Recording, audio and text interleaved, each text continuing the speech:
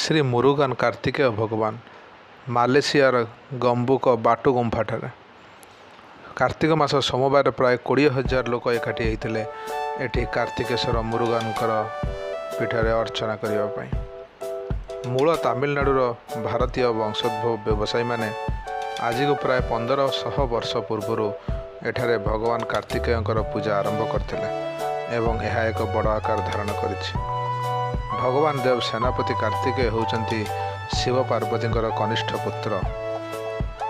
କାର୍ତ୍ତିକ ଧର୍ମ ମାସର ଉପାସ୍ୟ ଦେବତା। ସେ ହେଉଛନ୍ତି ସ୍କନ୍ଦ ଦେବ ଚିରକୁମାର। ସ୍ଥାନୀୟ ଭାଷାରେ ଏହି କାର୍ତ୍ତିକେଶ୍ୱରକୁ ଥାଇପୁସାମ କୁହାଯାଏ। ଭଗବାନ କାର୍ତ୍ତିକେଶ୍ୱରଙ୍କ ଏହି ମୂର୍ତ୍ତି ବିଶ୍ୱର ବୃହତ୍ତମ। ଏହାର ଉଚ୍ଚତା 140 ଫୁଟ। ମୋଟ 272ଟି ପାହାଚ ଦେଇ ଉପରକୁ ଯିବାକୁ ହୁଏ। ପାର୍ଶ୍ୱରେ ରାମାୟଣ ଗୁମ୍ଫା, ଯାହାର ଉଚ୍ଚତା 50 ଫିଟ। ଏହି ଗୁମ୍ଫାରେ ରାମାୟଣ କଥାବସ୍ତୁ ଆଧାରିତ ମୂର୍ତ୍ତି ଓ ପଟ୍ଟଚିତ୍ର ରହିଛି। ଜୟ ଜଗନ୍ନାଥ।